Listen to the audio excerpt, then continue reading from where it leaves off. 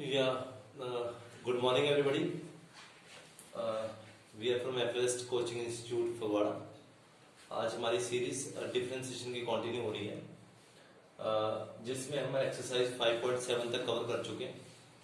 आज हम 5.8 एक्सरसाइज का बेसिक करेंगे. ये एक्सरसाइज काफी इंपॉर्टेंट है सीबीएसई के पैटर्न के हिसाब से और पंजाब बोर्ड के हिसाब से, जहाँ पे 2 नंबर का क्वेश्चन हमें पक्का आ सकता है. इस क्वेश्चन को ब्रेक करने के लिए हमें 2 चीजों की मोटिव होनी चाहिए.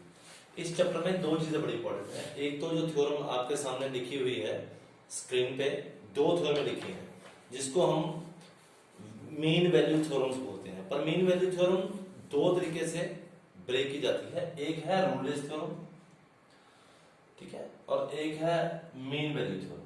अब रूलेस थ्योरम क्या है?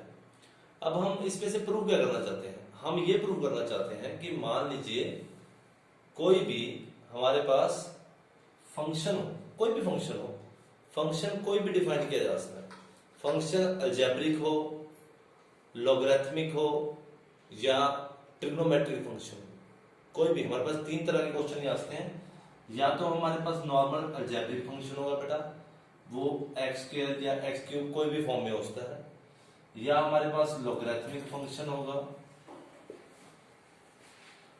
या हमारे पास नॉर्मल ट्रिग्नोमेट्रिक फंक्शन होगा जिसको हम साइन एक्स या कॉस एक्स या टेन एक्स या second square x ten x या कोई भी फंक्शन आ सकता है.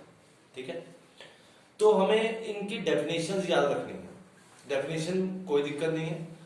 आपको एक फंक्शन दिया होगा और वो फंक्शन की क्लोज ब्रैकेट्स में दिया होगा और वो r को डिनोट करेगा. What is r? r means real number और ये क्लोज्ड फंक्शन है. ठीक है, फंक्शन 2 तरह के होते हैं. क्लोज का मतलब, मैं रिपीट करता हूं, क्लोज का मतलब आपको समझाता हूं.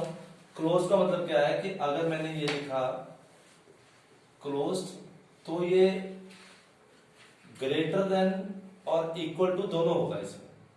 जबकि नॉर्मल ओपन फंक्शन हम ऐसे लिखते हैं जिसमें 1 -1 और 1 के बीच में -1 और 1 इंक्लूडेड नहीं होता. ठीक है, तो हम शुरू करते हैं. हम लिखते हैं कि डेफिनेशन, मैं रिपीट कर रहा हूं, डेफिनेशन आपको याद करनी है. उसके बाद हम 2 क्वेश्चन करेंगे, दोनों एक करूंगा, फिर आपको और क्लैरिटी आ जाएगी कि आपने कैसे लिखना है. आपको कोई भी फंक्शन दिया गया, उस फंक्शन को आपने बोला क्लोज ब्रैकेट्स में फंक्शन दिया हुआ है और आपने ये प्रूव करना है कि फंक्शन कॉन्टिन्यूअस है. कॉन्टिन्यूटी का बड़ा सिंपल एग्जांपल है.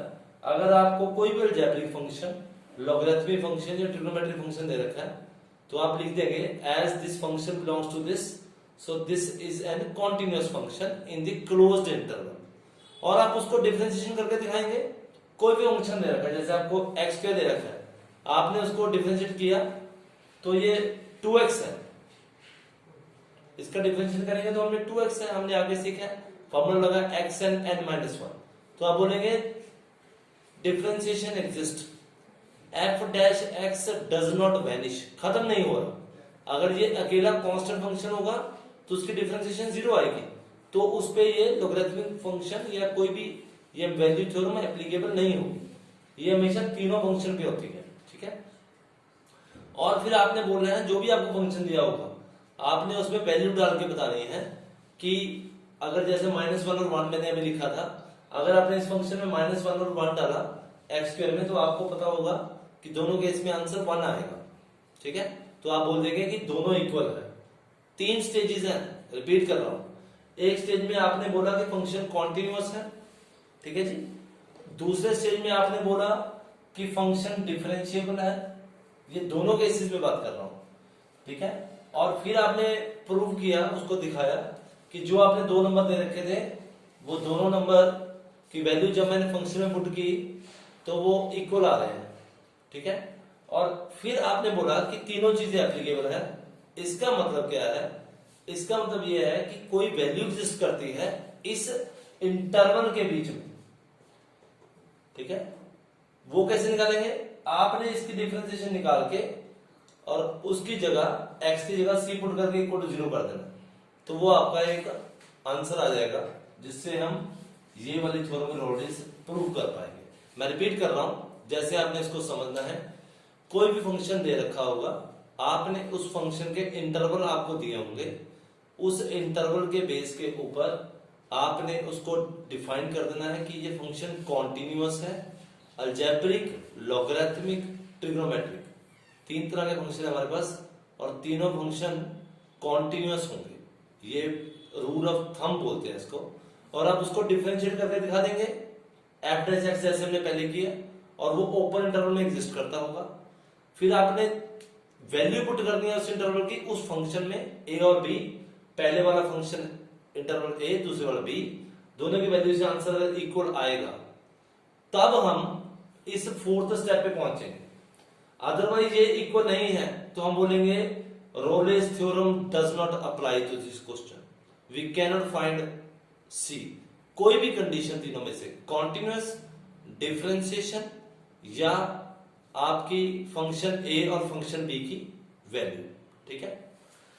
अब ऐसे ही जैसे हम आगे चले उसके बाद हमने मीन वैल्यू थ्योरम की। मीन वैल्यू थ्योरम में सब कुछ सेम है, पहले तो आपको कॉन्टिन्यूटी प्रूव करनी है, फिर आपको डिफरेंशिएबल प्रूव करना है, फिर आपने बताना है कि एक फंक्शन है, एक पॉइंट एग्जिस्ट करता है सी ए और बी के बीच में, ताकि F B minus F A equal to B minus A, ठीक है। ये आपको लिख के समझाना पड़ेगा उसको, ठीक है। अब मैं आपको एक क्वेश्चन करके दिखाता हूं रोलेस थ्योरम का, जिससे आपको क्लैरिटी हो जाएगी। मेन वैल्यू थ्योरम का क्वेश्चन हम इसके बाद करेंगे, ठीक है। ये एनसीईआरटी के बियॉन्ड करवा रहा हूं, आप एनसीईआरटी के क्वेश्चन कर सकते हैं खुद सॉल्व, कंसेप्ट क्लियर होना चाहिए, ठीक है। तो मैंने एक फंक्शन लिया, फंक्शन कि मेरे पास फंक्शन आ गया, क्वेश्चन कि मैंने बोला मेरे पास एक फंक्शन है एफ एक्स, वो है एक्स स्क्वायर प्लस 1, और मेरे को ये प्रूव करना है कि ये इस इंटरवल के तहत है। आप वेरीफाई कीजिए कि क्या रोलेस थ्योरम एप्लीकेबल होगी या नहीं होगी, ठीक है। तो सबसे पहले हमने लिखना है because this function is algebraic function, first line में, because F X is algebraic function of degree 2, इसकी पावर को हम डिग्री बोलते हैं मैथमेटिक्स में, ठीक है। तो आप बोलेंगे so function is continuous in nature. ये रूल ऑफ थंब है, इसमें कोई इंटेलिजेंस लगाने की जरूरत नहीं है। सेकंड पॉइंट में आपने एफ डैश एक्स किया और ये 2x आ गया है, क्योंकि 1 की डिफरेंशिएशन 0 होगी, क्योंकि ये कांस्टेंट टर्म है, ठीक है जी। तो आप बोलेंगे which is not equal to 0, यहां आप लिखेंगे so F dash X exist in open interval -1 to बेटा 1, ठीक है। अब आप एफ ए निकालेंगे थर्ड स्टेप में। एफ ए आपका मतलब ये ए है, यहां आपने डाला तो आंसर 2 आ गया, और एफ बी डाला तो बेटा तब भी आपका आंसर 2 आ गया। तो आप बोलेंगे कि एफ ए बराबर है पुत्र एफ बी के, तो इसका मतलब आपकी तीनों कंडीशनें वेरीफाई होगी, ठीक है जी। अब आपने लिखना है एफ डैश एक्स की जगह आपने लिखना है एफ डैश सी, का मतलब क्या है कि जहां एक्स है वो सी से रिप्लेस हो जाएगा, और लास्ट इक्वल टू 0 का मतलब आपके पास सी की वैल्यू क्या आ गई 0। तो ऐसा एक पॉइंट एग्जिस्ट कर रहा है सी जो -1 और 1 के बीच में लाई कर रहा है, ये प्रूव कर रहा है, क्योंकि यहां लिखा हुआ है there exist some C in A to B, ताकि एफ डैश सी किसके बराबर हो जाएगा बेटा 0, ठीक है जी। ओके, आपको लगी होगी बुक में से आप क्वेश्चन इसके हिसाब से, एक एग्जांपल है 42, और उसके बाद आप रोलिस में क्वेश्चन नंबर 1 कर सकते हैं, क्वेश्चन नंबर 2 दिया हुआ है आपको, ठीक है। ये आप अप्लाई कर सकते हैं इसके ऊपर।